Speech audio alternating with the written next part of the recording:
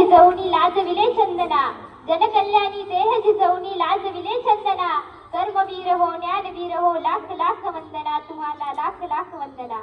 महाराष्ट्रातील सर्वसामान्य माणसांना शिक्षणाची द्वारे खुली करून समाजाच्या खालच्या स्तरापर्यंतच्या मुलांना उत्तम दर्जाचे शिक्षण प्राप्त व्हावे यासाठी मराठा विद्याप्रसारक समाज संस्थेची स्थापना करण्यात आली।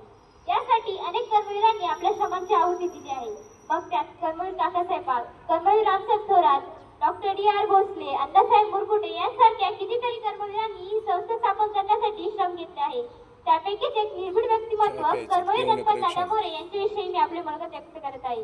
गणपत दादांचे मूळ गाव पिंपळगाव बसवंत। दादांचा जन्म 1874 मध्ये एका सामान्य व शेतकरी कुटुंबात झाला।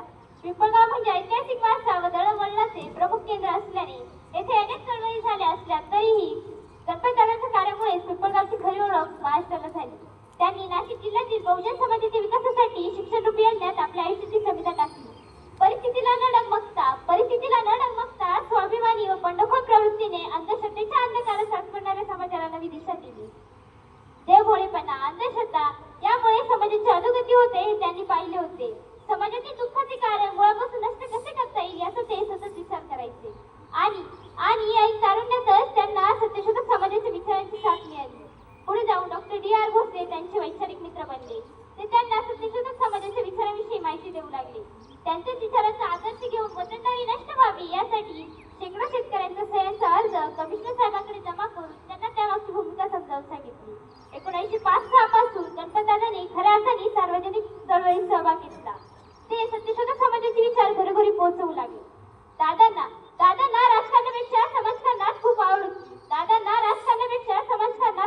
होती। कुठेही पद, सत्ता, धन यांचा मोह त्यांना कधी वाटला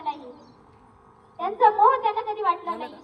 त्यांना एक निस्वार्थीपणे समाजसेवा करणारे नाशिक जिल्ह्यातील एक निष्काम कर्मयोगी मूर्तिमंत उदाहरण म्हणावे लागेल। वसतिगृहातील मुलांची जेवणाची आभाळ होऊ नये यासाठी स्वतःची पत्नी सारदाबाई यांना त्यांनी स्वयंपाक करण्यास प्रवृत्त केले। खरं तर समाजसेवेचे पहिले पाऊल त्यांनी स्वतःच्या घरातूनच टाकले। खऱ्या अर्थाने ज्या समाजात आपण जन्माला येतो त्या समाजाचे आपण काहीतरी देणे आहोत हा त्यांच्या डोळ्यासमोर ठेवून त्यांनी आपल्या प्रपंचाची तमन्ना बाळगता समाजकार्यासाठी स्वतःला झोकून दिले। कर्मवीर गणपत दादा मोरे यांनी बहुजन समाजासाठी जे काही कार्य केले ते पुढील पिढ्यांना ज्ञात होण्यासाठी त्यांच्या कार्याची दखल घेण्यासाठी निफाडच्या महाविद्यालयाला कर्मवीर गणपत दादा मोरे असे नाव देण्यात आले। अशा थोर कर्मवीराचा मृत्यू 19 जुलै 1953 ला झाला। शेवटी जाता एवढंच म्हणावंच वाटतं, कीर्ती सांगू द्यायची किती कार्याचा तो पहाड होता, शब्दात मावणार नाही असं कर्तृत्वाचा सागर होता।